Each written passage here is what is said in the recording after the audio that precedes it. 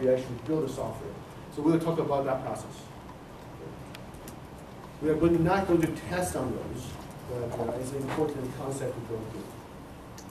Then, on the 19th will be our grand finale, and we will have a team presentation. Each team will get maybe about 10 minutes to talk about the app you plan to develop. If you actually have something that's running, great. But I don't expect that because this is not a programming class. If you have something that's running, that's great. But I want to see a detailed screen design. Also, the document, the design proposal we're going to talk about today. So those are the two things I'm looking for: a detailed screen design and the proposal. So we're going to be judged on these percentage, the technical merit. Okay. So your design, does it have a level of sophistication? Feasibility of the app. If you come up with something that I pretty much know cannot be built out of your problem, okay? So something needs to be realistic. Right? If you have a click, say every time I click I will earn $200. I don't know how to implement that. If you can show me, it can be done. Right? Marketability, that means the app probably someone wants to buy it. Okay. It's not just for exercise. So you want to come up with something that people actually want to pay, I don't know, 99 cents or $10.99. This will be interesting. The 20%, when we talk about chapters 7 to 12, those are the formal methodology of designing an information system or designing a software. I want you to try to think, when you design your app, try to follow one or some methodology of those processes. Do you use data-driven design? Do you use object-oriented? Why? So those things I want you to mention in your final presentation. Then, of course, how do you package your presentation is important. Do you have a nice visual aid? How is the structure? Is it logical? Do you engage the audience so people are not sleeping? You always count something. Extra credit is that if the team collaborate well, you get some of it. Okay.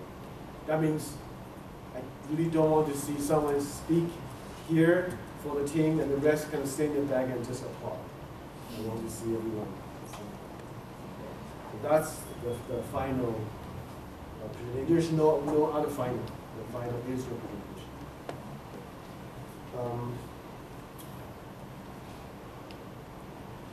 So just give you. So I was on the panel about a week ago. It's a Monterey Bay Regional Business Plan competition. The judges in many of these competitions, including like the application programming or business plan, or if you write a proposal to some government funding sources, how important is your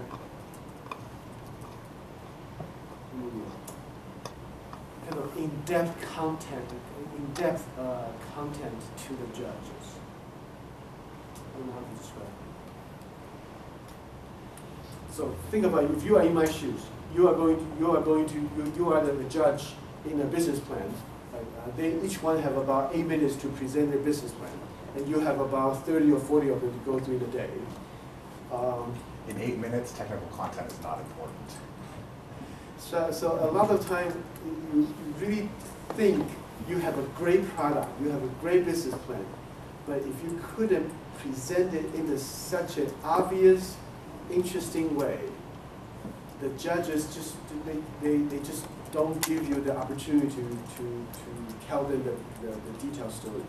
That's why in an MBA training or in any graduate program, you need to develop not only the deep content, but also a way to package your business plan, your app design, so easy to understand. It's so obvious. And people say, oh yeah, I will buy that.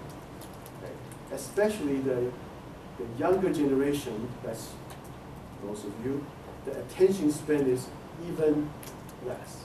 So if they go to a website, they go to an app, if you don't attract them in the first few seconds, they will just go to the next one. So you want to make sure your presentation has some kind of obvious, interesting feature that engages the audience. Okay? It's more important than you know. Let me conclude that. So I talked to a department chair of a film school. You know, the kids in that program want to be a director, they want to be a screenwriter. The two interesting comments that Edith later that she told me is that everyone in Northern California has a business plan. Everyone in Southern California have a script to write to produce a movie. And I add that that's the first one that got my feel interested. The second comment she mentioned, I asked her, so how do you know a student will be successful in the entertainment business? Will be a successful cameraman or director or screenwriter? I would think, oh, they must be a great writer, or they maybe have a lot of good training, or no. Her comment kind of surprised me. She said, can they have an interesting conversation in the dinner party?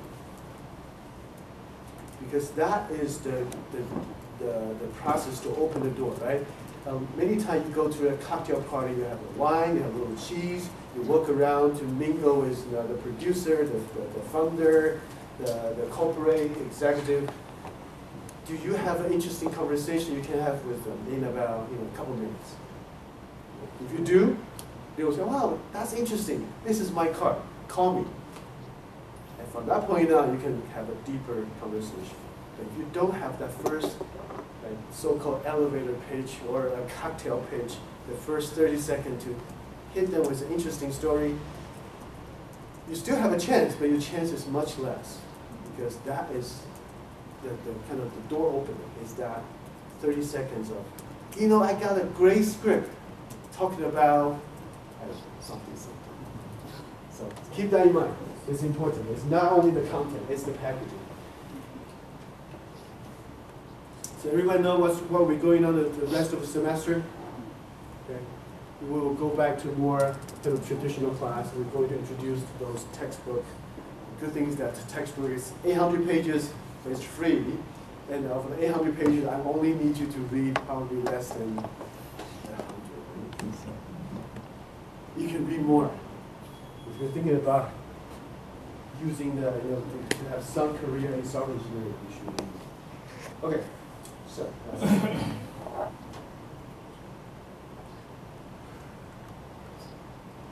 me do this now.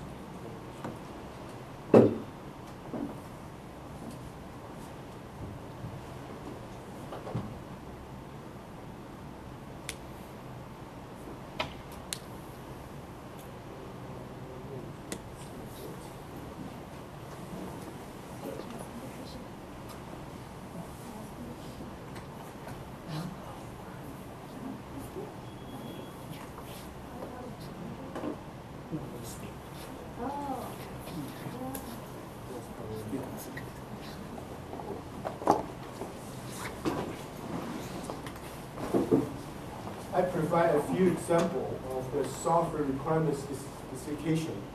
Those are the document you need to produce at the end. So at the end of when you present, I'm looking for 3 different things. First is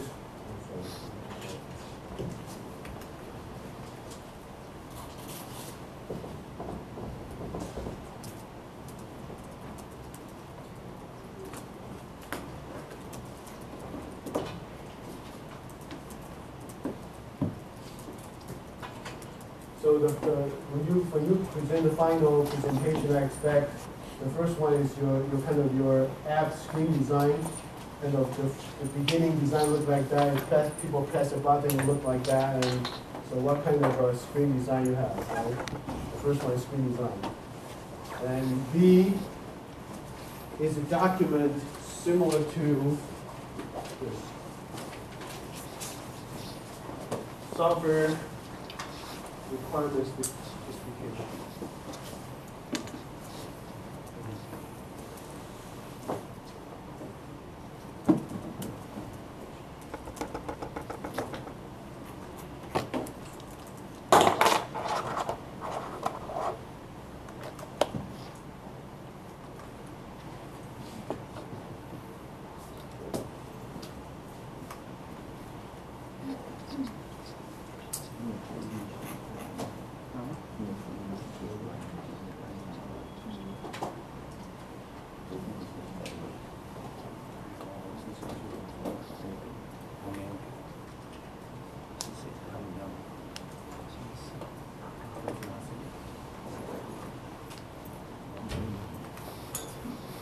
We'll spend some time on this one to make sure you understand.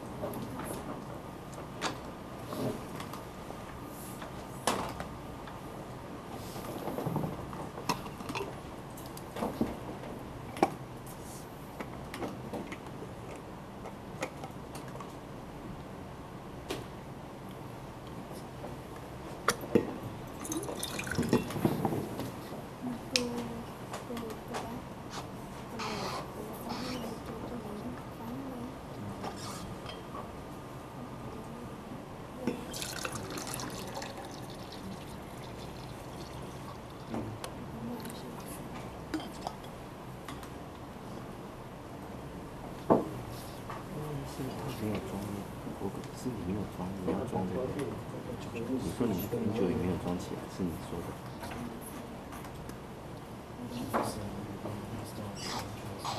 No. Oh yeah, I did. Oh, did you help me? Huh? What's going on? Nothing.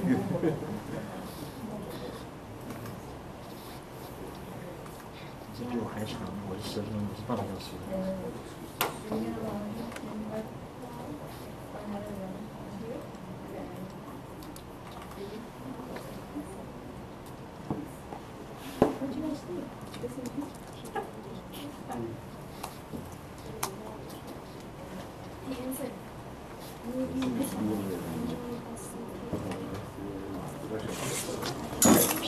So your final, the second piece I'm looking for is the SRS document. And C, of course, is your visual aid. Most people use PowerPoint. But these days, more and more people are going to use the new one. I tried it a few times, kind of fun. Prezi. Prezi. P-R-E-Z-I-E.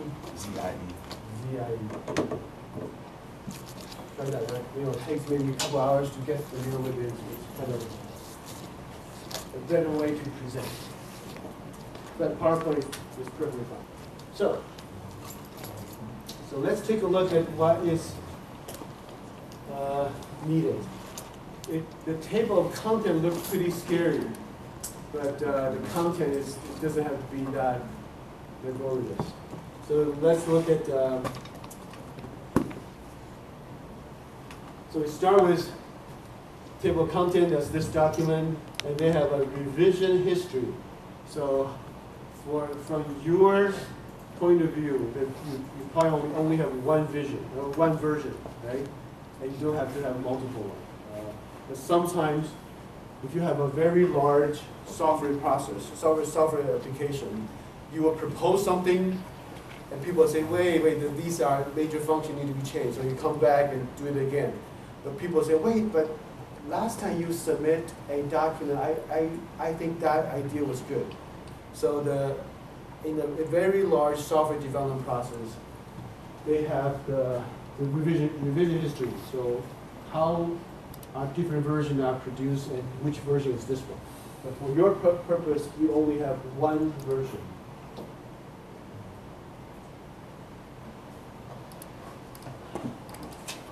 Okay, so you start with what's the purpose? Why is the software written? Okay, to make sure that's the big picture that people all understand. And the project scope. For example, is the project cover just the software? Does it cover only the app software on your cell phone, or does it cover the server side? Right? Does it involve providing the hardware? Does it provide including the training? Does it provide the hardware and maintenance? Does it provide hardware maintenance and the monthly fee that users are going to pay for the cell phone access?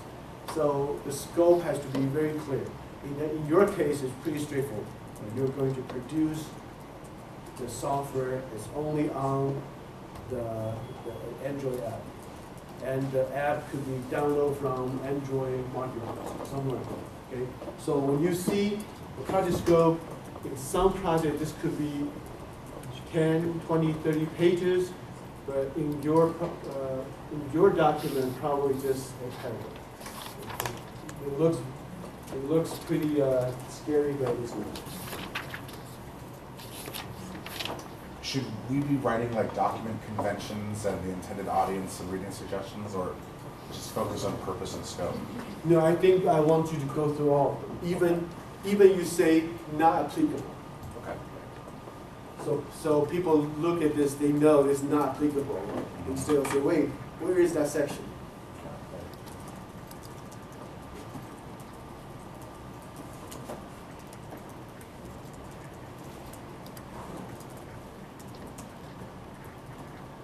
So product perspective is in what kind of user, what kind of scenario the product will be used.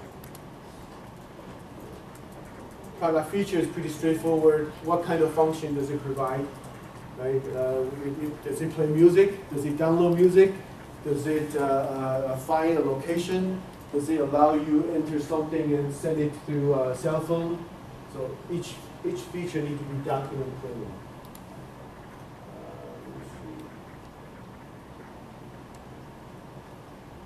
Operating environment.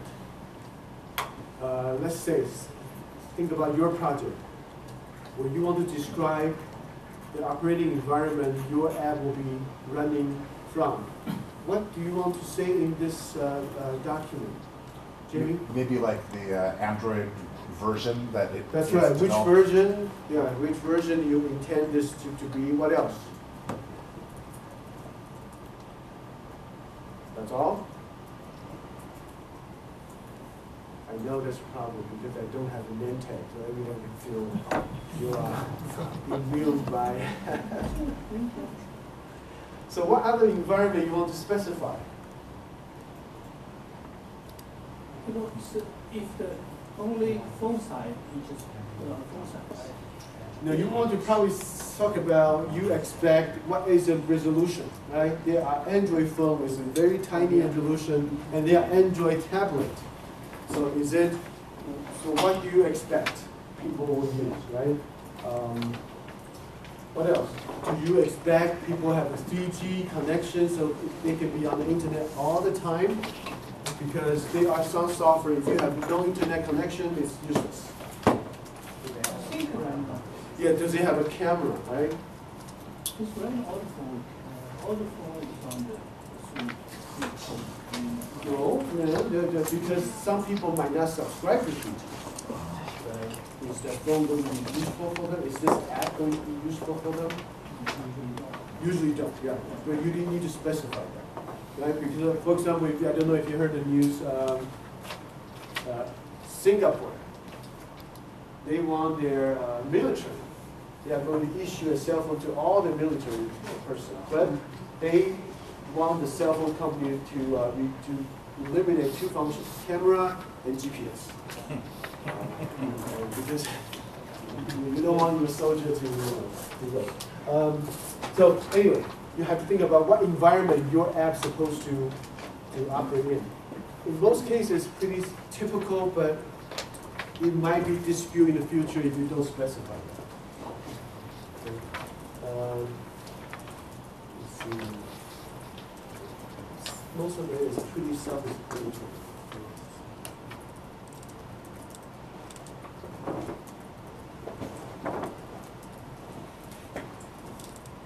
Also, I think Android has many versions.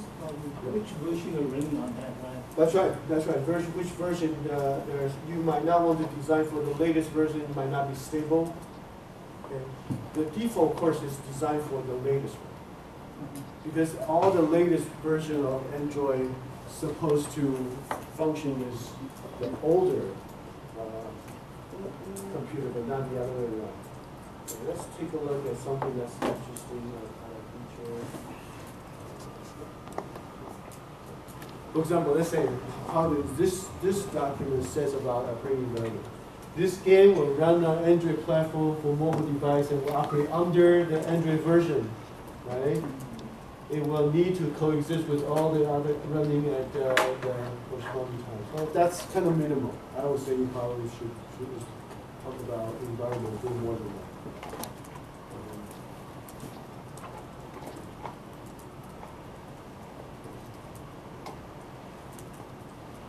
So the leaderboard, this is part of the system feature. This is this is a special feature in this software. You might not have that, right? You have all different types of features. So this is a part of the game. The game will have a leaderboard so people will know who has been playing well in that environment.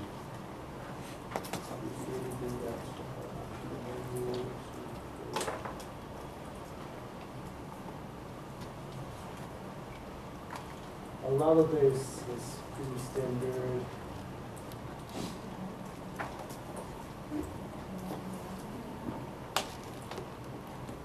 So, at the end of the semester, your team can create a document like this.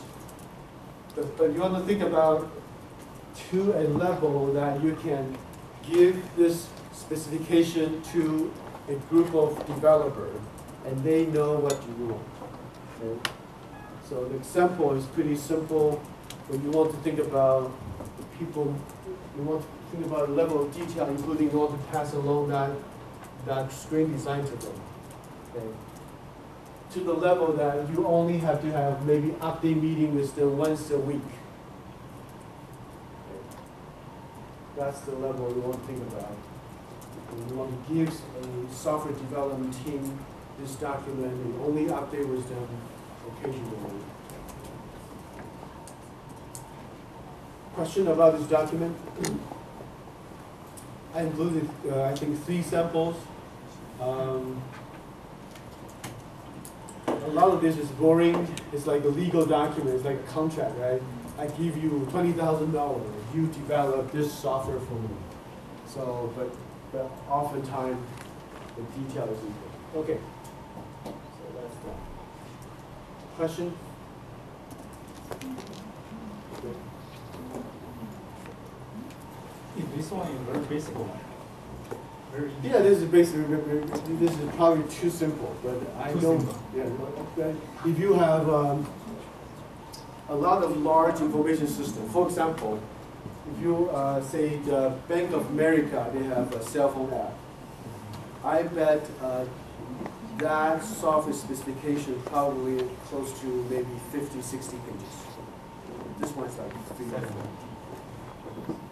And if you produce for example, the last time I review a huge project is the PeopleSoft produce a registration and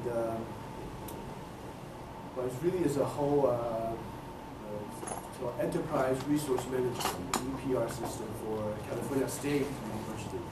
That's initially it's a $150 million project. The document is about 3,000 pages to start. The end now is about 8,000 pages. And of course, the budget increased by from $100-some million to about $600 million.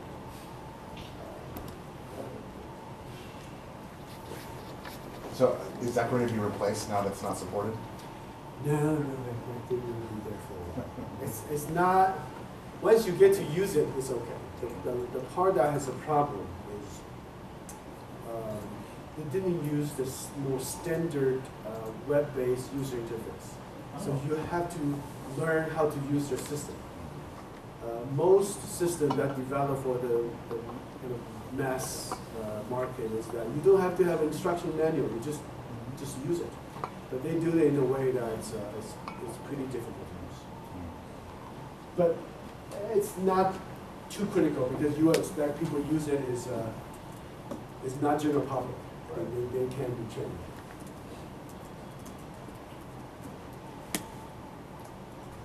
Questions? No good? Okay. So what I will do now is that I'm going to start. How many people need it though? I don't know.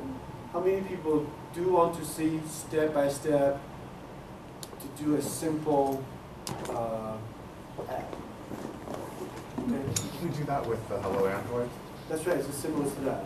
So most of you probably know that. Are you still counting? Let's do it. If you already know it, it's the simplest process. You can do your own thing. So in the process, I'm going to talk a little bit about the idea of the modern software development methodology, which is already, aside from the language, the environment already pretty complex. Okay, so I was trying to show you a little bit more of a concept.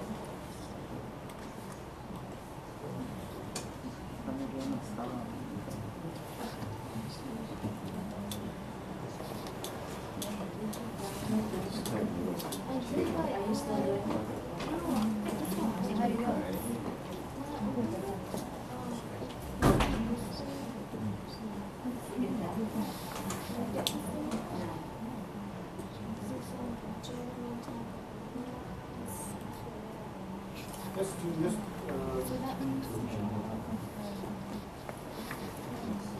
Okay, let's use this example. Can you see from the back? Yes. Okay. So,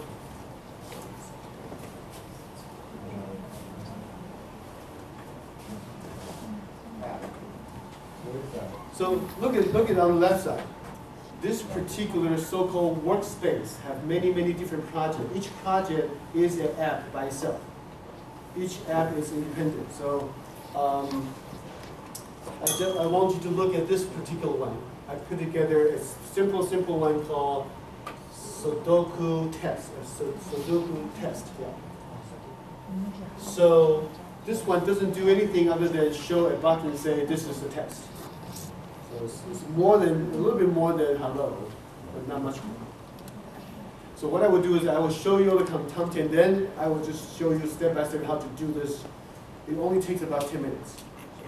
If the system doesn't crash. If it crash, you never know.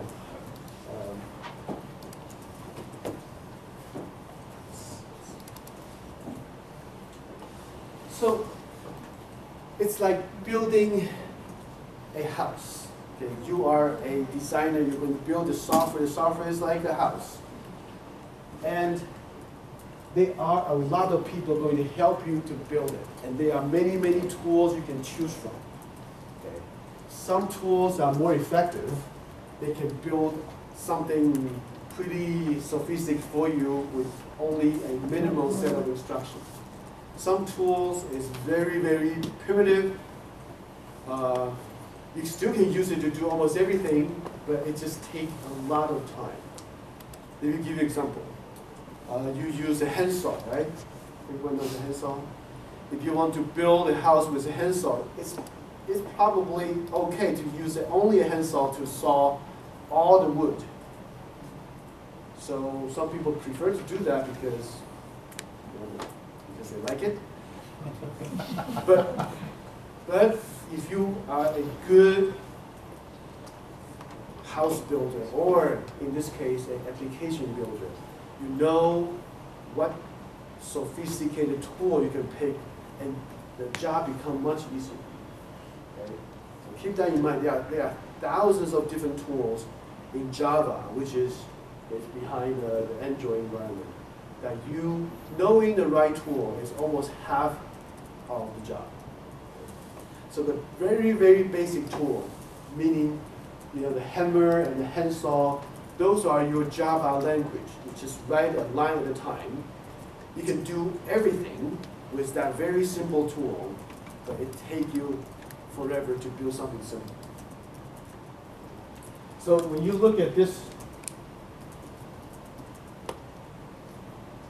let's look at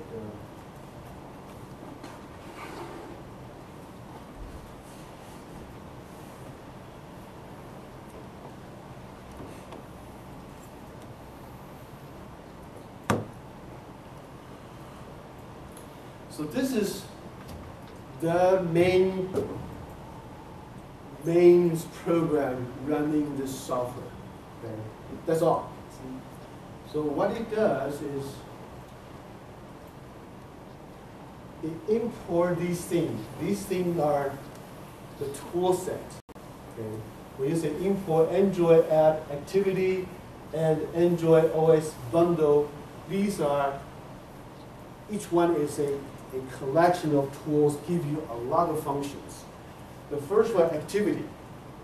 Anyone remember in the Android world, what is an activity?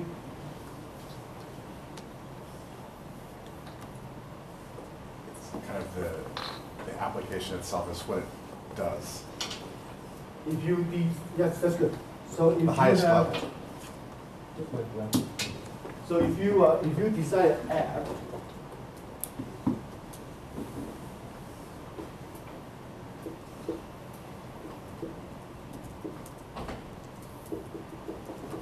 the app has multiple screens, right? Most apps have multiple screens. So each screen is called an activity. Okay, each screen is called activity. So the activity itself has a lot of tools you can use, display something, or draw something, or make a button responsive to you. All these tools already put into the activity. And the Android OS bundle is the basic operating support. So most of the time we use the bundle is this. This is one of the smaller tools within the bundle called Save Instant State. Anyone remember from the chapter, I think 2, what does it do? Why do we, almost every primary Java program, we always have an on create, say when this activity is created, we want this tool to be there to do something for us. Anyone know what is that saved instant state? Does that create like a backup point so you can go back to kind of an automatically saved place? We my precious iPhone, my Android is a state property, so they took it away. So, for example, people are kind of understand this is the architecture are very similar. They pretend this is Android. So let's say we want to go to my stocks. So this is an app to tell me what's the news in the stock market. And this is, there are many different things you can do with it, right? So let me see. Let me show. This is the news. So the whole app, it has a news activity. They have a stock core activity. So each one is a different screen. And so let's say when I am looking at this news of the stock market and my phone rings. Okay, so my phone rings, so I go to my phone. What happened to that, the information on the other screen? Is it saved? Is it disappeared? Is it temporarily stay in some magical place? Is it put into a file? Is it stored on the cloud?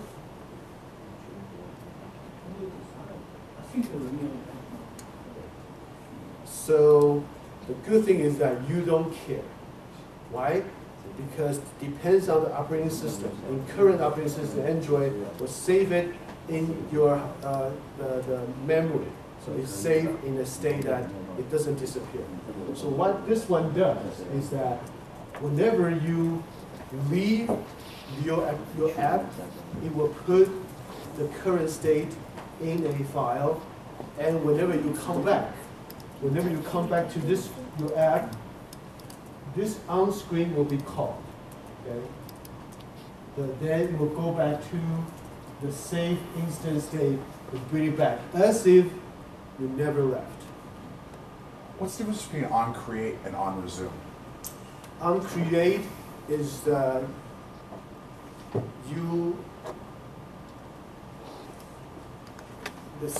file might already gone. For example, I don't know if you use iPhone. So if you go, if you take a look at this, if you double click on here, it will show you a lot of software kind of running in the background. Okay, if you activate that, that's on resume.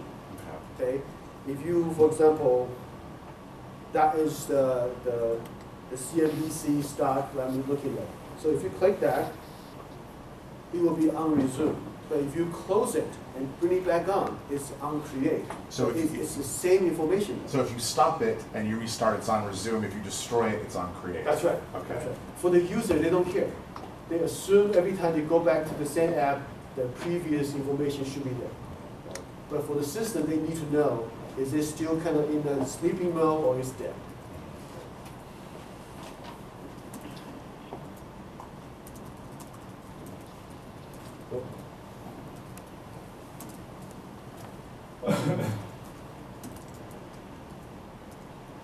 Let's continue. So this is a Java program.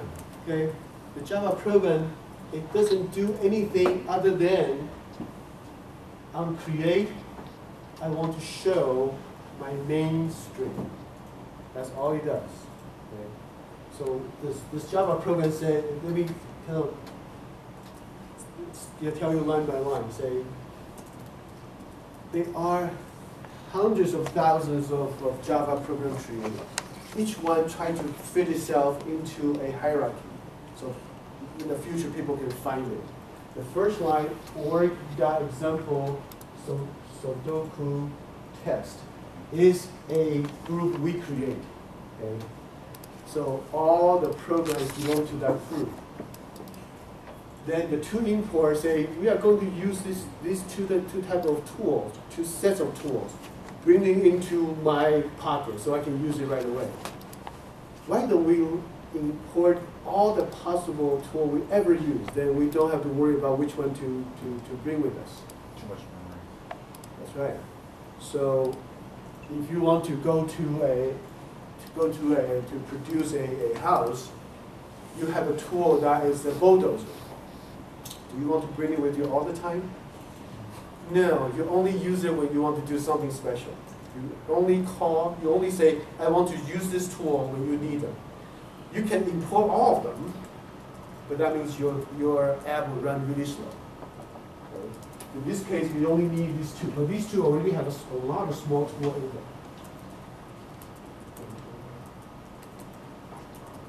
Okay, this line is very mysterious. Have a lot of kind of one line, but have a probably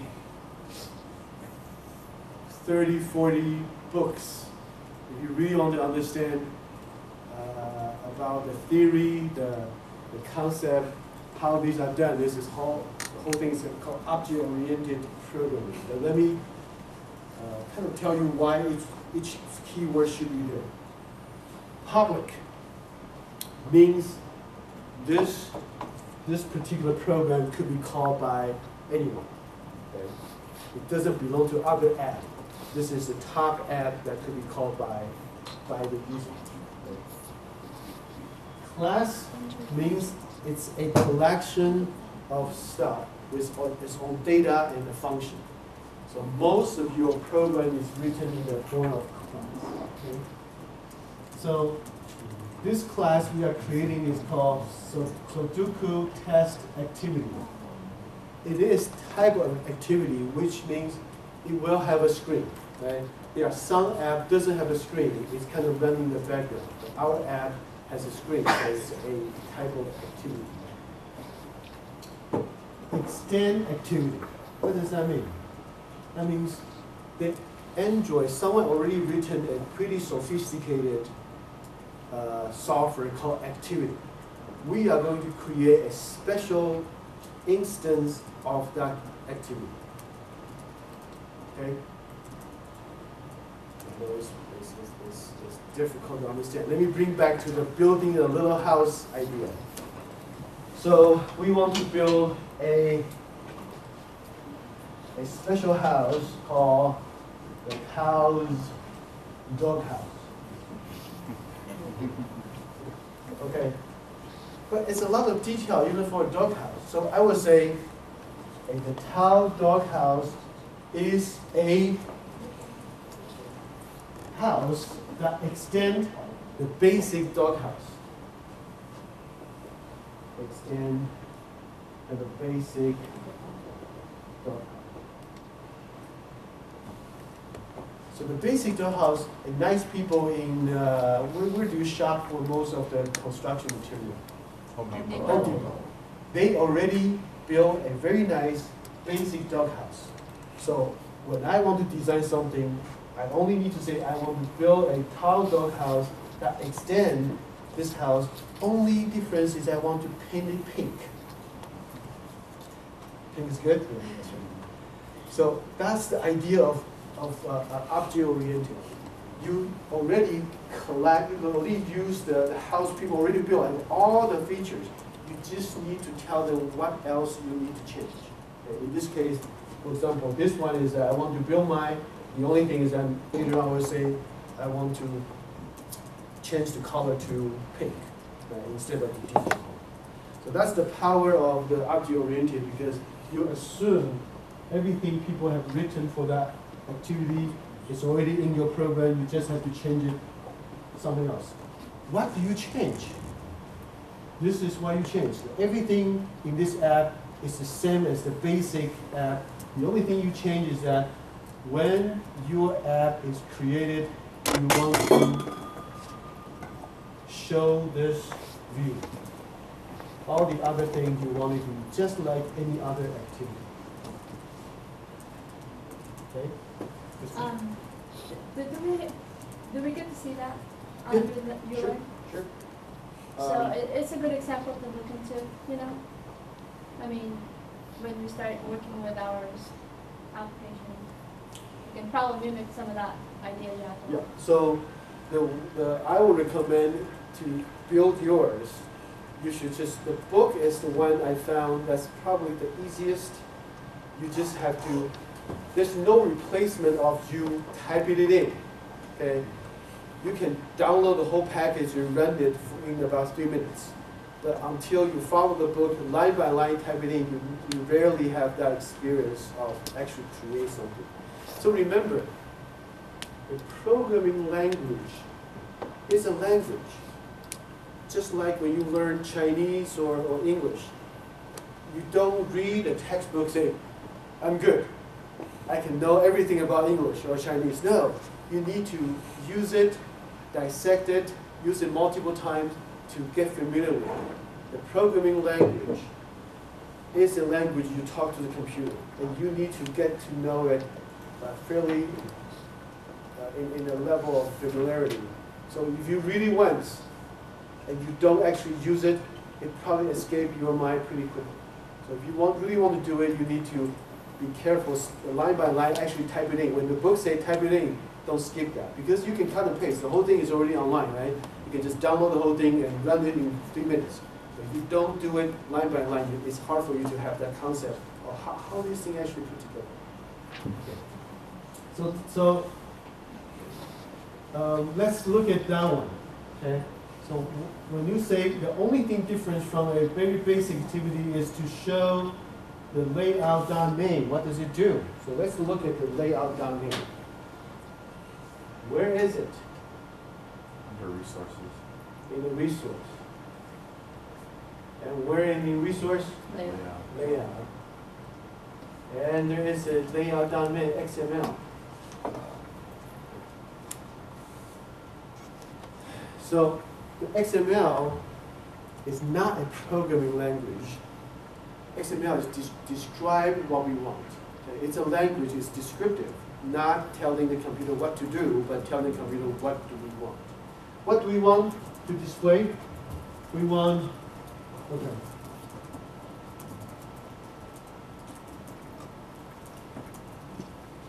We'll go through this twice. We'll go through the kind of idea, then we'll go to line by line. We want a text, okay? The text I want to fill the parent, pretty much mean, in this case, fill the whole screen. And the height is wrap content, is fill the screen. If my text is too long, it will wrap itself. And what do I want to say? I want the text I want the Android to look at that particular name. Okay, we'll find it somewhere else. Okay. Then, after the text, we want it to display a button. The button's name is called Continue button, and the width is fill the whole screen, and the height is, wrap content, meaning fill the whole screen, but it's too long, you will wrap to the second part, the next line. And I want it, on that button, I want to display this thing named Continue Label. That's it. So this app, that's all there is to it. So think about if you are the cell phone, people give you this instruction. What do? You do something simple. Let's go back to this. This is the main instruction, right? So when people kick your butt, say, okay, do something, wake up. What you do is this. You receive a message, say, wake up. That's on create. All you do is set the content view following what do you want in that main. In the main only have two things. The line say something and the button say something. That's all. Right? So let's run it. And then I will go through what are the other kind of string stuff. Let's run it.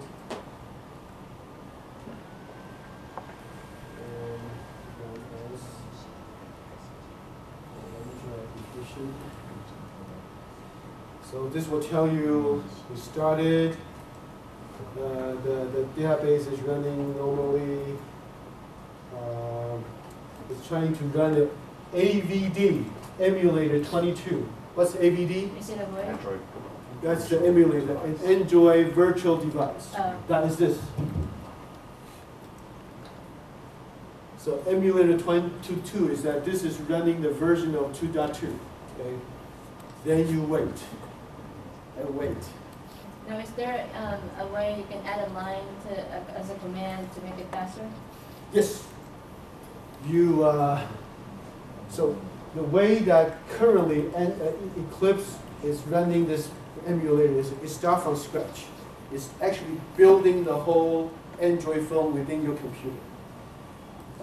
If you go to, I'll show you, if you allow snapshot, is that they will build it and store the whole thing in a file. Next time you want to bring back the emulator, it will bring back the whole thing already constructed, instead of starting from scratch. But the catch is that it crashes more often if you store the whole called snapshot. Why So, is that? Is it about memory allocation? The snapshot assume the other environment in your computer was like the way it was when it was created. The next time your memory or something is different, bring back the snapshot, it doesn't connect to the same environment, it just crashes. Couldn't that be remedied by having a new kind of like reallocating the memory? Okay.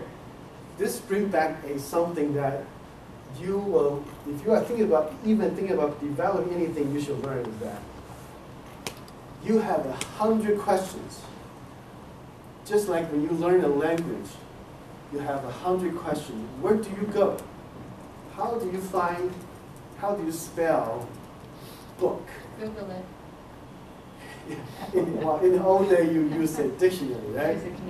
Now you put your question And often what you do is as simple as, okay, let's say, okay, we have a problem now, okay? Emulator disconnected, canceling this. So something's wrong. So what do? We copy the thing, copy that, and then we ask Google. And that's really, many times it's like that.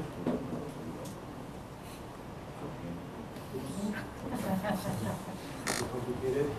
Let's just remove some of this. So, so there are hundreds of people already face this issue. The problem is that you will see the question being asked many, many times, but only one of the many of these sites have the answer. So you just have to find it. Some sites more credible than others, and Google usually do a good job.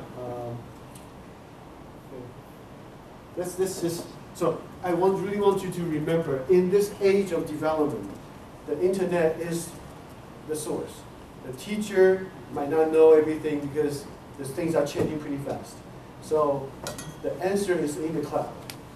You have to find it. Are there user groups or like Usenet or anything like that that would be helpful too for questions? Sure. If you go to the book has a forum. There's an active group of users. They're all using this book. It's can everyone read? Can anyone look at the book? It's on the page chapter 3 and there's a footnote number 10.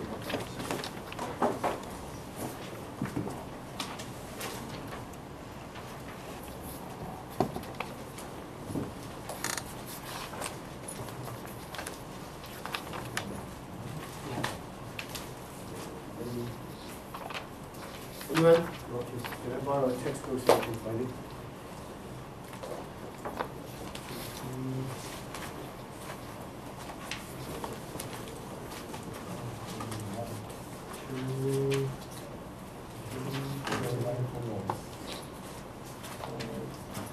Oh, I'm wrong. Not footnote number 10. Footnote Number 10, right? Page 55. 55. That's right. So let's go there and see. What is it? On page 55.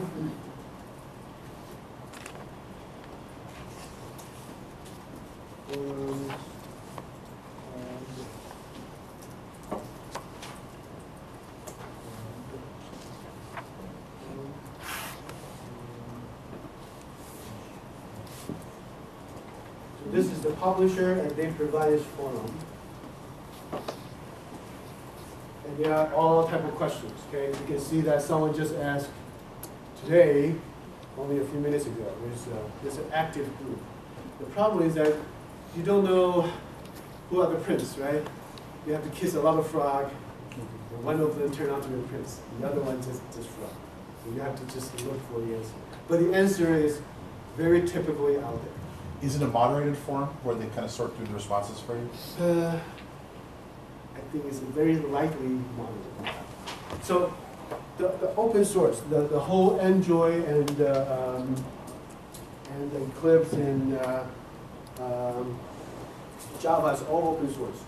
That, which means is that when you get some answers, and if you get the answer, make it work, your obligation is go back to the question and answer that, and be as precisely as possible so other people can build upon your knowledge. Okay? So, let's go back. So we have a problem. Well, actually, so the problem is that with the environment is that a computer like mine is a bit old. Okay? It's about 5 years. That's pretty old. So Eclipse is waiting for the emulator. So this is waiting for the emulator to start. The emulator is so slow, Eclipse, after waiting for a couple minutes, say, the emulator is dead. But it's not dead, it's just slow. So really, it will really come back. So how come it's charging? It's a default. It just continue to charge 50%. It never beyond 50%. It just keep going. And there's a few tricks, right? For example, if you do control, it has to be, I think, the left control and function key 11. It will show you. It will flip it because you couldn't. If you flip the computer, it doesn't know. But the phone knows you are changing it. So there are a few function key you can do this. So let's switch it back. That's a good question. That answered Jamie's. So look at this. So when you flip it,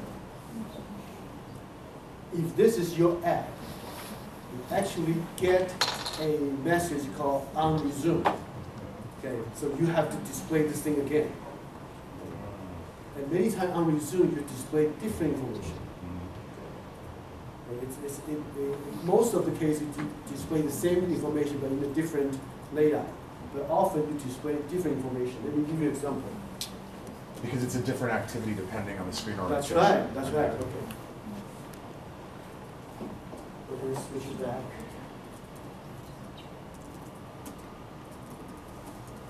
What's your command out something? Control function key 11. Oh, okay. And there are function key to control the camera, to connect to the SD memory, to turn off the mouse, all kind of stuff. So sometimes you just have to wait, and sometimes you have to shut down the whole thing, bring it back up. You know, I was having issues on my one at home, and I found if I hit home on the emulator, sometimes the application I was trying to run would appear in the list of kind of preloaded applications, and I could run it from the emulator. That's right. But I wasn't able to run it out of the development environment. The problem is that when you run it within the home, it's probably not the instance you create at that moment, it's the previous one. So you feel like, oh, it's there, but it really is the previous one. In this case, it's supposed to run here. Okay, let me just fake it that it doesn't. So it's just, I see it there. So, let me run it again. Okay, let me show you, Christine. Yes. This is the place to make it faster. Project, window, the virtual device manager. Okay. We only have one virtual device. You do the edit. If you enable this snapshot, your emulator will run much faster, but it's prone to crash. So I'm going to disable it right now.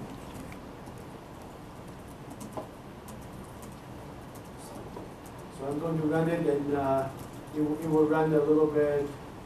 We'll do other things when we come back. So we will run it again, run as an Android application. So we will kind of click away. This one will take a quick, oh. Wow. Makes a big difference. I don't know.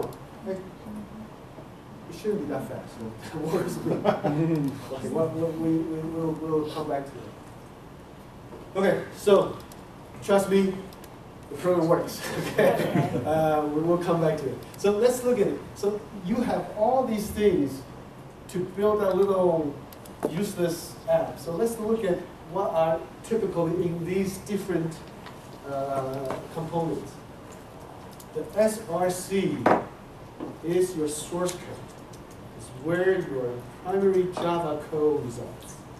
We only have one Java program that's a simple thing like this. If you build a lot of functionality, these will have different Java code.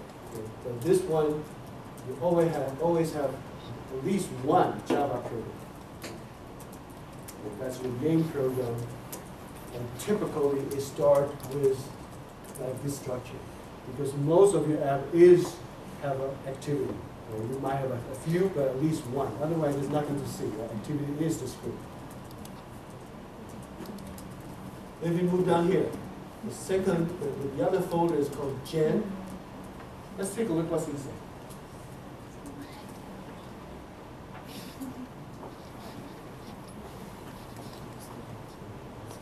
it has one Java program called capital R that looks very odd.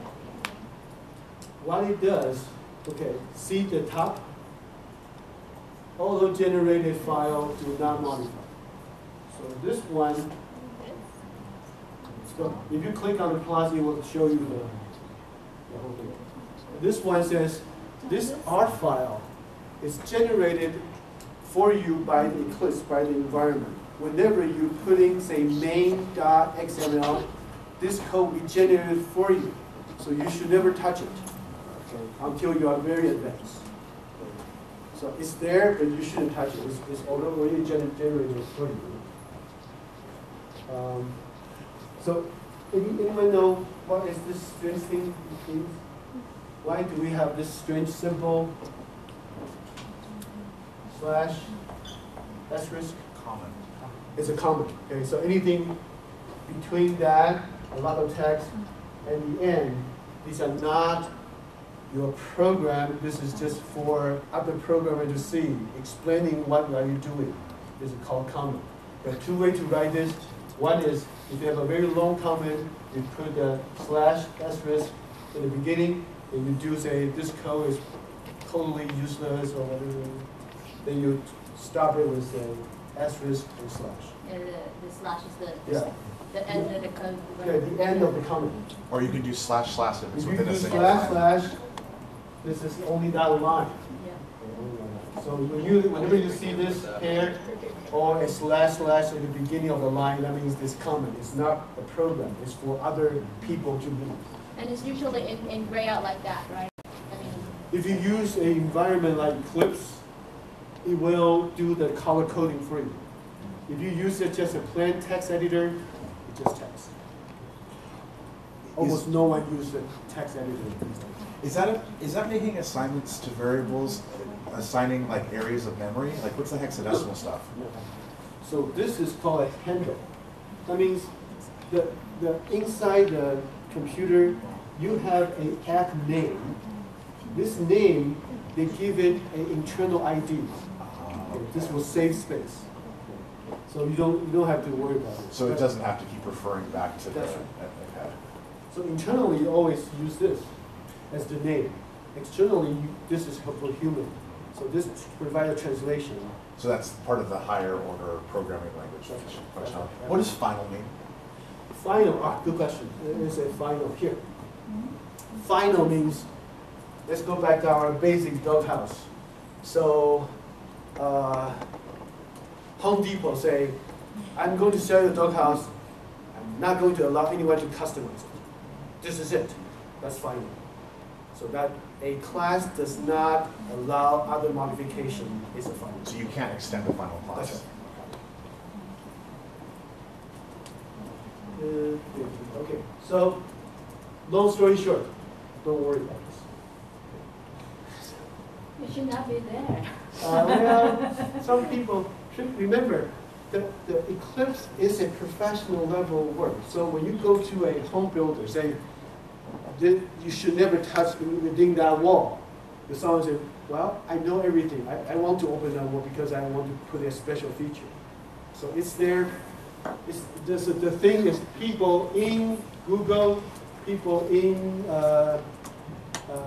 all the big app developers, they are using this environment. This is a real professional environment. That's why I give you all the tools that make it complicated. And they are called the app generator. You don't have to write a code. You just draw things and put boxes and click. You have an app. But that's not real. So the reason why I don't want you to do that is that we are not training you as a programmer, but I want you to see how the real thing are done. Okay? You can use the kind of graphical user interface to come up with some simple app, but it's not real development. Here, again, good thing is that you don't have to worry about the Android 2.2. This Android 2.2 is the Android jar which contain all these nice things, all these imports. Okay, the imports are different tools. but the tool all associated with the Android 2.2. So it's all done for you. So I will show you a little bit later how to. When you create the project, most of the thing already there. Okay, you don't have to worry about. You really need to do only about 30 lines of code. So this is done for you, but you have to specify. Say, I'm going to develop my app for Android 2.2. So all the tools it provides is part of Android 2.2. So that's kind of like an internal resource. Like once the application is compiled, the Android 2.2 is not a part of it. Okay. So this is actually the asset is a place you put other things. For example, you want to press a button, and the button will be your recording say, "Go away," and you'll record that "go away" in your phone, and you save it under asset. Asset is the video, audio. It's kind of like a library. Yes.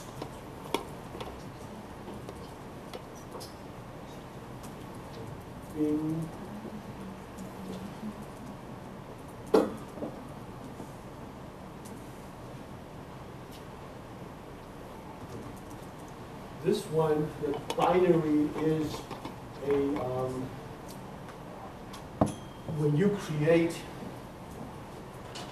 so the asset is the multimedia, the photo, the voice, the video, and the Bing is the small things you create and use often. For example, the design of a button or a logo or small things that you use often in your Graphics. yeah, that graphics, the design of the button. So you can see this. We don't have anything. This is all standard. We don't have to do anything here. The resource is important. The resource has.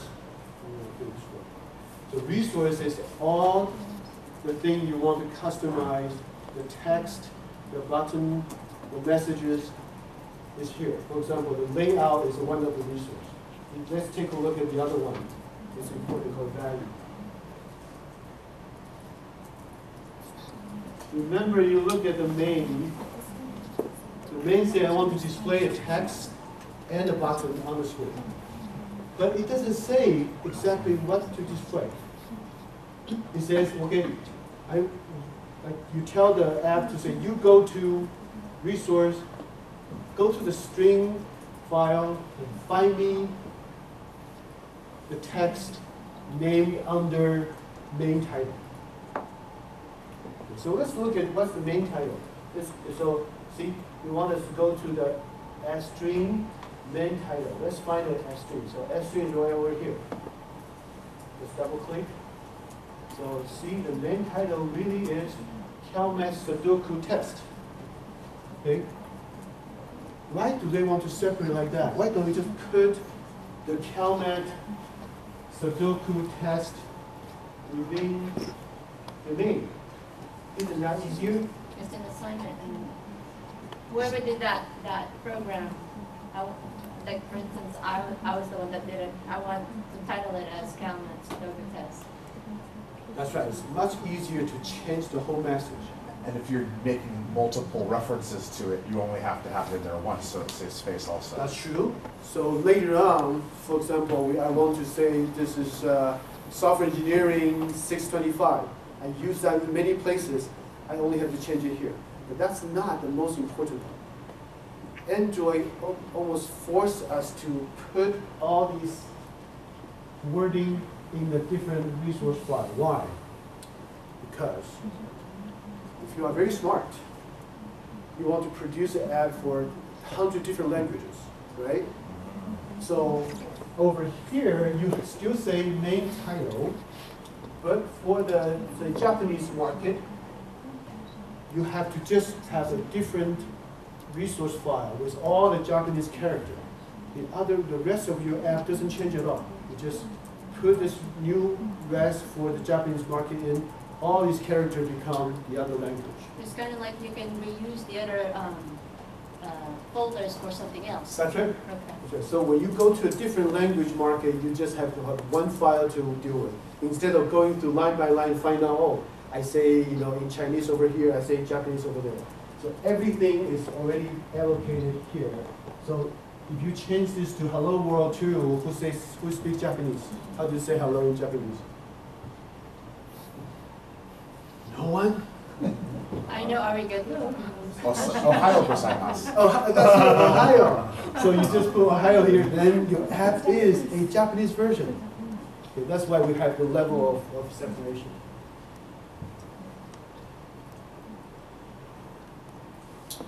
Okay, the last thing is the mysterious. I couldn't find it. Oh, here. This is the ID. This is the ID of your app called manifest.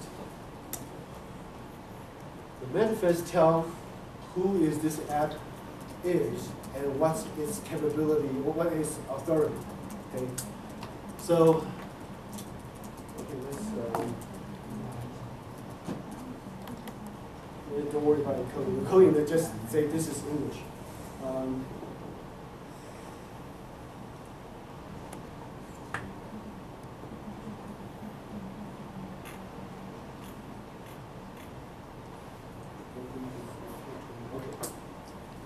The top is almost identical to all projects other than your name. It just tells them this is my name and this is part of Android.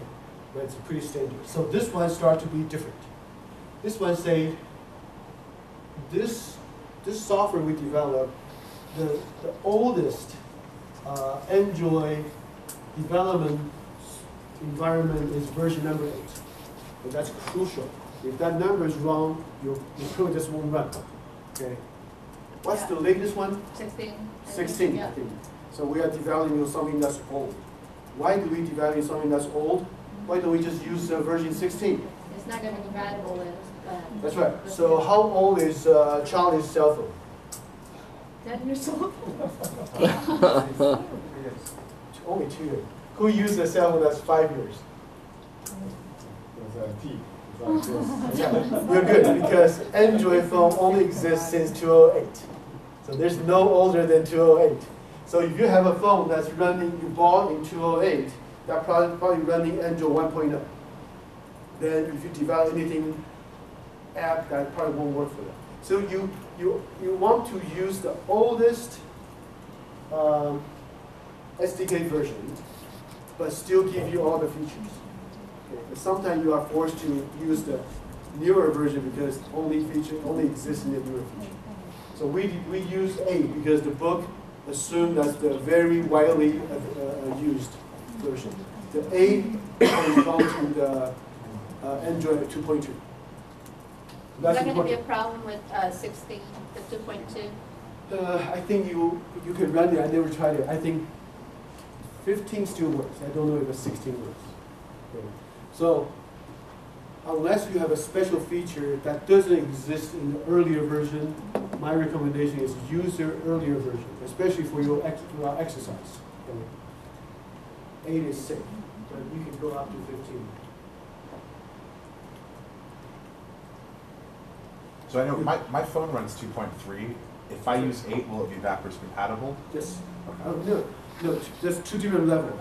You use Android 2.3, which is old but not that old. Right. This is the development toolkit. Okay. They have, it's not necessary one-to-one. This is important, okay? It's important is that you have to give it a name. It has to be unique within that environment, okay? Within your development environment. And our app name is Calmat Csit.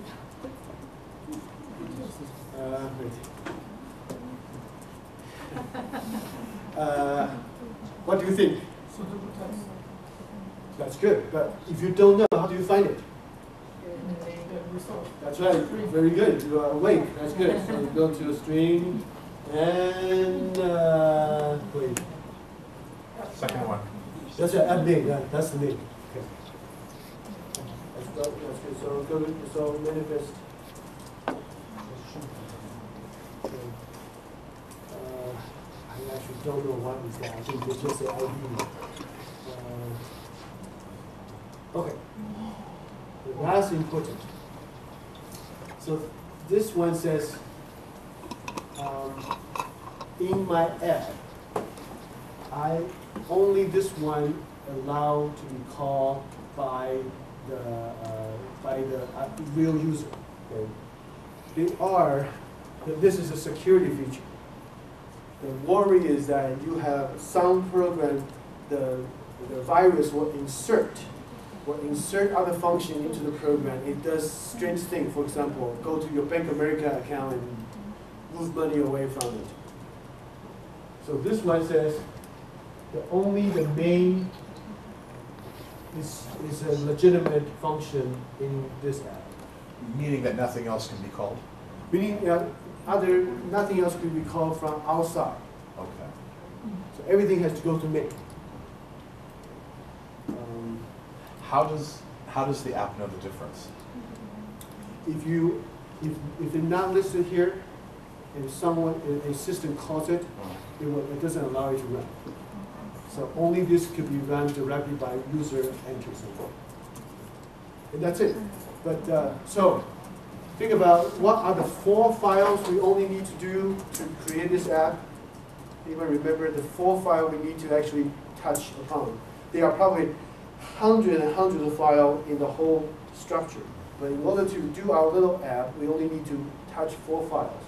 And so I'll give you the list of 4. The manifest.xml. The manifest, this one, right? What else? Sorry? The string, right? Is in the resource, the string file. Resource, yeah. Yeah. The Sudoku test activity.java. The Java, the main Java code. And the last one is Main.xml. main.xml. That's it.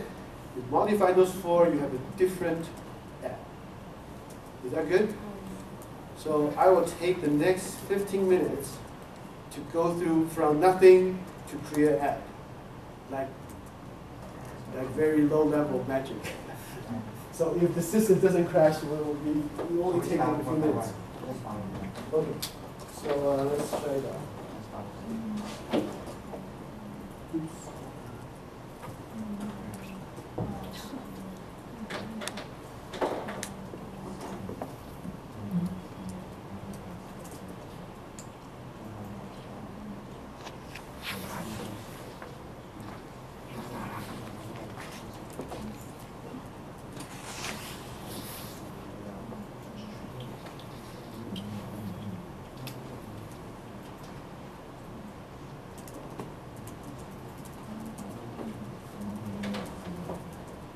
So let's turn it off. Oh, let's see how it runs. Okay, see, that's our little stupid app. That's all there is to it. You have a display a line of text and it displays a button. And if you press the button, nothing happened. But it changed color. Did we tell it to change color?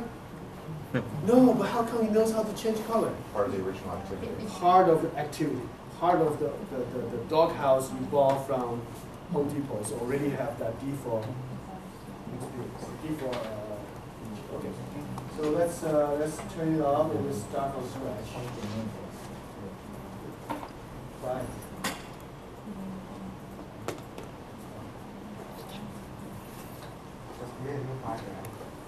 Yes.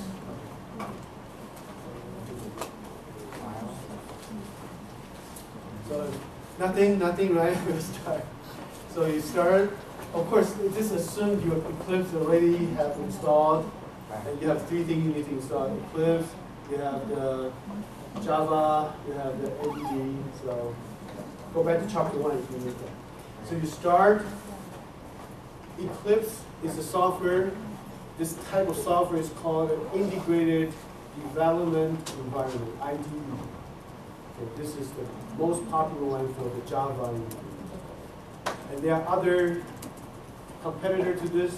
Anyone knows what's the major kind of for-profit IDE software? Visual Studio. Visual Studio, that's right. What is it? What's it called? Visual Studio, it's Microsoft. Visual Studio. Visual Studio can do all kinds of language. Visual Studio.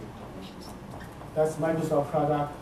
If you are going to run your world in Microsoft, this is the place you live. days in and day out. Okay.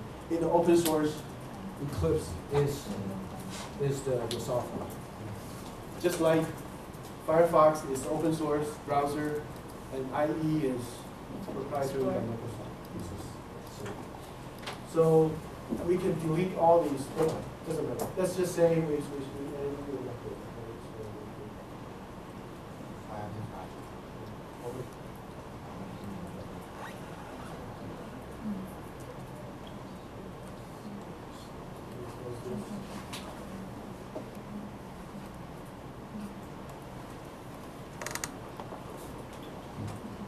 Okay, so let's say we want to do a new Android project. Okay, not Java project, not any customized project, we want an Android project. Project name is very important. It's very difficult to change it because once you decide a project name, it actually generate many different files with that project name file. So you want to think about what do you want to call it. It's called a Calmat test 3. Csit. The rest, I think we are okay. If you download the code from somewhere else, you want to use the existing resource source. We are starting from scratch, so we're going to create a new project. The rest, don't worry about it. It should be.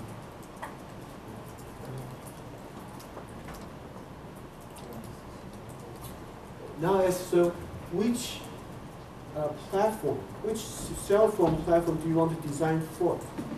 Which one? 2.2. This is the newest one. Okay. 2.2 seems to be the safe one. A lot of current, even new devices are still using 2.2 or 2.3. So for our purpose, let's choose 2.2. 2.2. Yeah.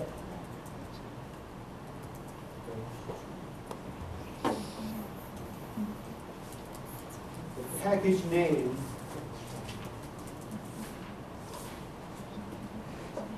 I think that's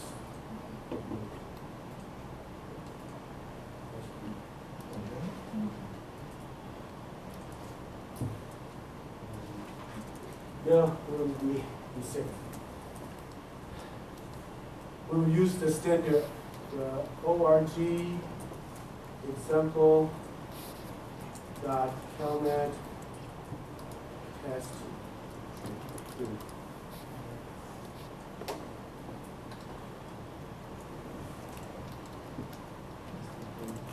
Okay, so create activity. This is default.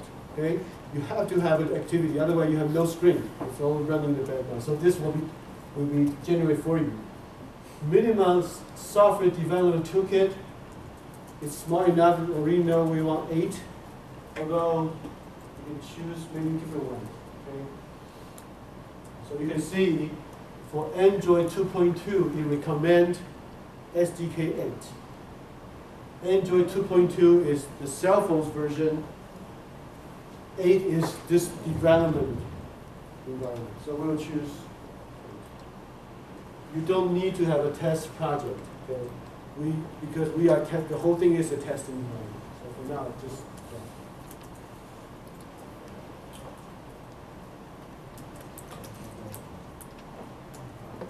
Okay, so we only do a few clicks, right? But take a look. The Eclipse generate a whole set of resources for us. Let's take a look. So Calmat test user journey. So all these are already generated. This one till here. The source code, the generated code, the library come with the Android 2.2, all the tools, the bin folder, the resource folder, the manifest is all generated for us. Okay? So you don't have to worry about it. So which one should we start? It actually doesn't matter. It's like building a house, you know. You always run into problem. You have to start from somewhere. Can't start from the roof though. Yes, you can actually, because you can put it on the roof, then later on put it on top. Extra steps. Yes, that's right.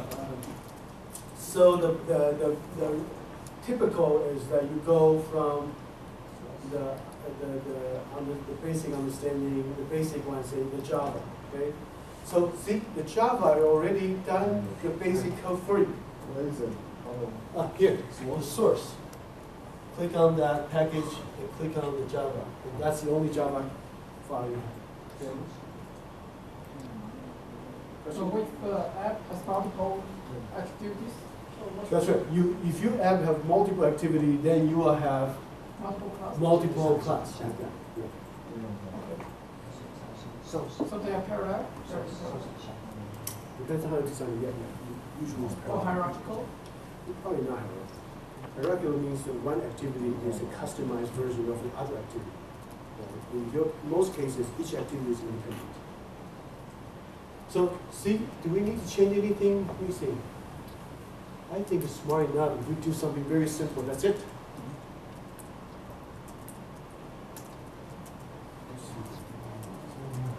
No, we haven't. Oh, no, we haven't. Okay? That's good? I don't think we need to change anything. Is there ever a circumstance where you might want, as a developer, to extend an activity and like make it a final? What would be an example of that? You are going to sell your code to someone else. And you don't want them to mess up your code. Can't they just erase the word final and then mess with it?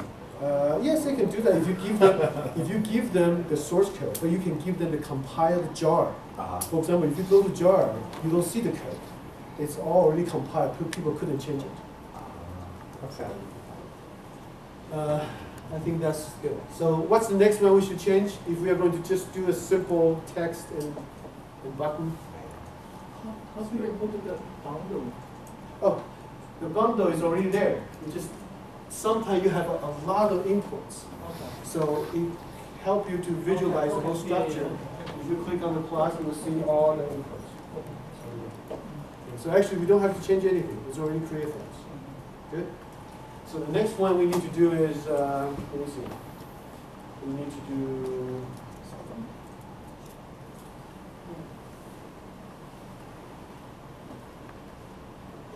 the layout, the main. Yes, under the resource, there's a main layout, because this say, whenever this app is activated, the only thing it does right now is just display what is described in main. So let's look at the main. What will be main? The main says,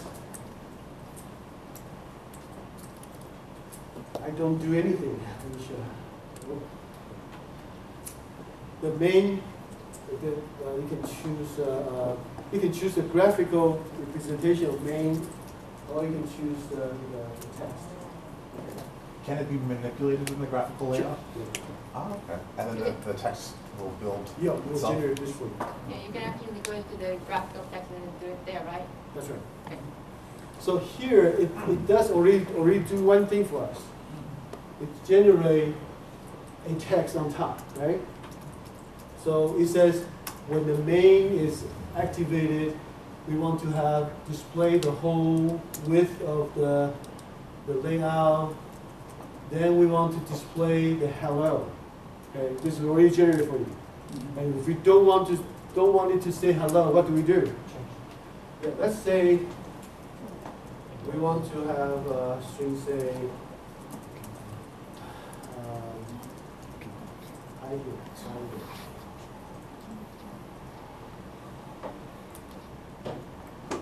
What happens if we run it now? It'll be right there instead of hello. Wouldn't be anything because there's no high there to draw from. Let's try to run it. See what happens? No, actually, let me do this. Okay, let's say hello. Let's run it. Let's see what happens. And run it by. So the first time you run it, you want to make sure. Take a look at the run configuration. So you want to make sure if you have a multiple emulator on your computer, you want to pick the right one. In this case, it's smart enough. How do you do this thing? Sorry? How do you do this? Oh, let me show you again. Right click, go to Run S, and go to Run Configuration. So that looks okay, so let's run it. So right click and run as an Android application. So if we save a file, say, yeah, we'll see. So it says the Android emulator is started, the database is okay, is launched at our program. So it tells the computer to run an emulator, and it should run fine. It's so simple, but it takes maybe a minute. So what would be displayed? Hello. Hello, Hello, Android. Android. Just hello, right? It should be just hello.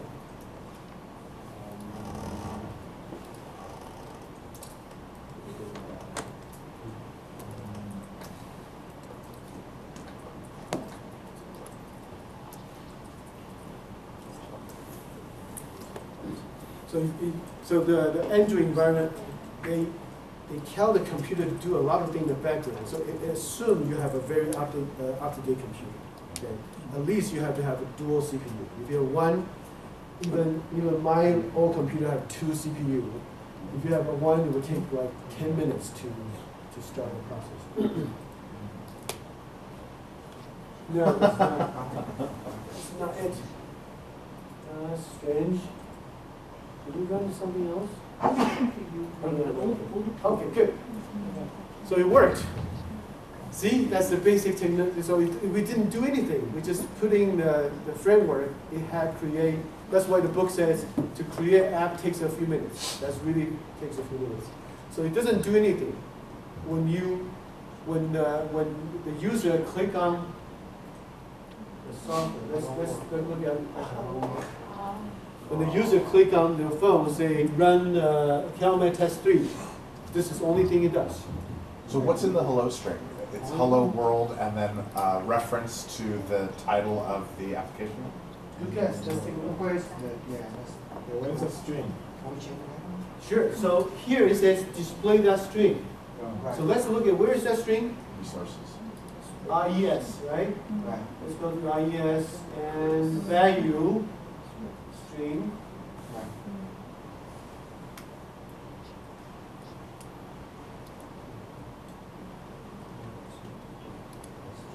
So the string is hello is that.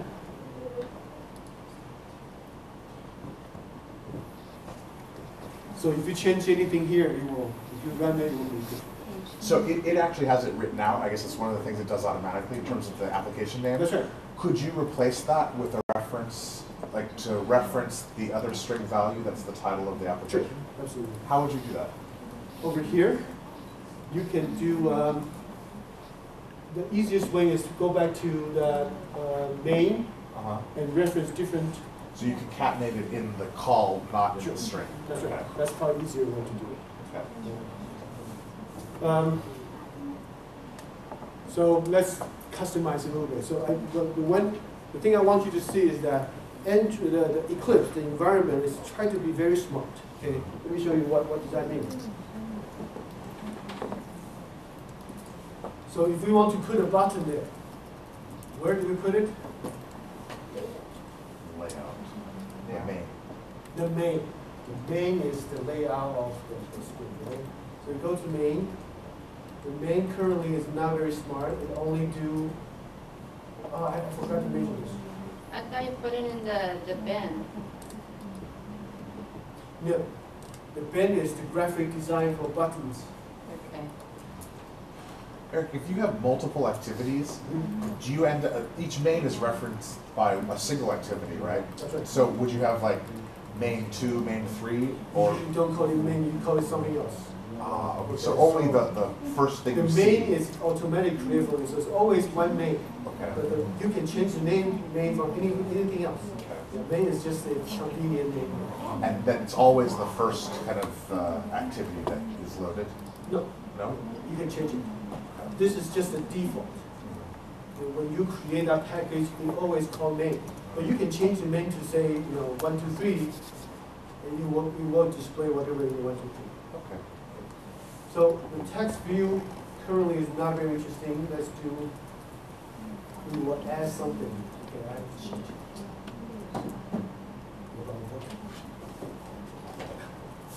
So let's say we want to put a button there.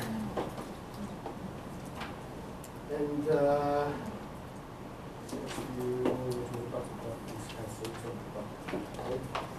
so take a look. So this you don't see if you cut and paste. So most programmers, they will start typing like, I want to see a button. See, if you put a bracket, it already tried to tell you, say, all these things you can insert. I didn't do anything, I just put here. Okay, it will say, the environment is small enough, so you probably want to insert something. We want to insert a button, right? So we just click on the button. So you don't have to type. The button is already there for you. And it has a different color. The color means this word is reserved, or this is special meaning in the programming environment. The blue one is the one you decided the name. The green one is the one decided by the environment. The purple one is decided by the package, the tools. So all these colors have different meaning. So let's say I want a button and I want that's probably good enough. I want to have button. Sorry? Okay, button again. You just typing that. And typing the bracket, it will show you the list of, you can type it in. It's the same thing, it's just easier. There you go. That's right, you just click and you enter it.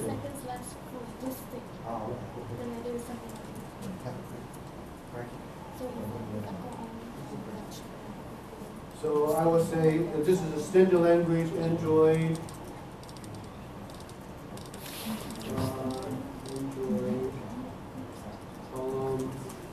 You first always have give it an ID. So you already know that. You double click, and the ID you want to give it a name. So this ID is a new ID. So we want to say this is the new ID. The way we calculate the new ID is to give a asterisk plus. What's a good name for a button? We'll say go home. Okay, so that's the name of our button. There's more. Okay, there's more to that. Then we will have to say where do we put it, right? So we want to put it. And the simple one is layout width is, see the automatic come up. Okay. That means it's try to fill the whole screen. Okay.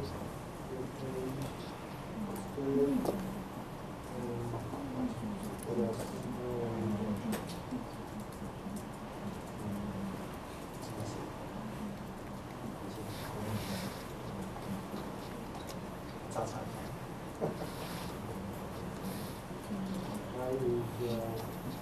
Typical is that you can use fill is about the same because it's not very long. This long, if you don't use rev, what will happen is that it will just display and you don't see the rest. If you use rev, it will display like that. Right? It's a simple thing.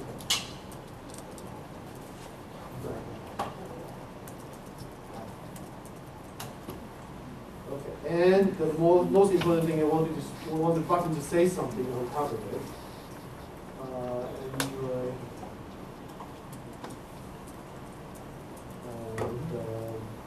Text. You forgot close quotation after the content. Small things important, I don't want to move on. The text is,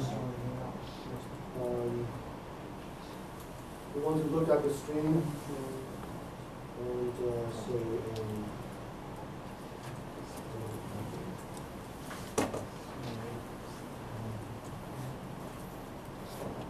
this is just a name we give it. Okay, and that's it.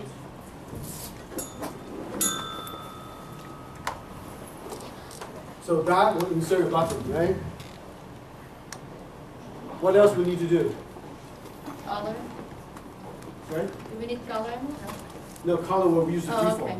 You can, next time we'll talk about the color of different kind of graphics. But this will use the default color, which is white on black. So the next one is that we need to go and actually type in a string. Right, the string, we say we have a string called go home text, but we haven't displayed in the string, so we now need to go to string. I'm putting something like this. That's what we just do.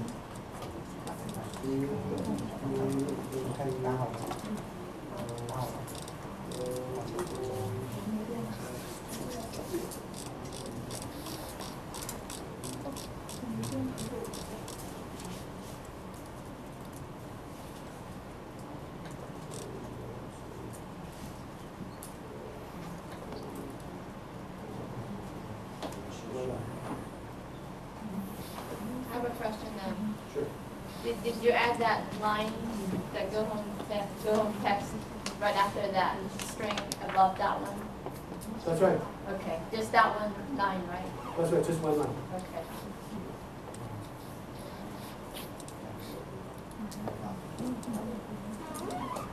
Okay, let's save them all. Save. Let's take a look at the manifest. I don't think we have to change it here.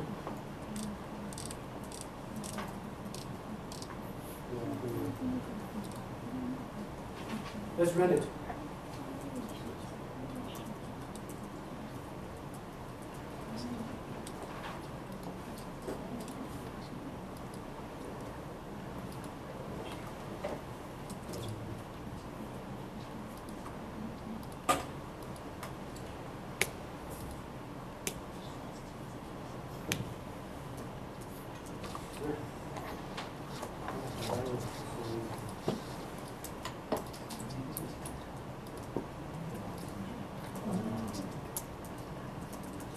Trust me, it works. I think we have, Okay, need to run. So that's all there is to it. Okay, to create that is to create a project, choose the right version, look at the Java, look at the main, look at the string, and run it. The rest you can follow the book. I know if you don't see this, it's too scattered, it's hard to follow. But once you see this, the rest should be simple. We will talk about the basic concept of chapter 3, 4, 5, 6, 7 next time. But I will recommend you buy the book or you follow the book and enter the line by line. It's, once you do it a couple of times, the first time may be a lot of trouble. A couple of times you'll find out the whole thing kind of fit together. Thank you. Sorry I had to be done a little bit early today. Do you want me to report the message, or can Dennis take care of it? I can do it.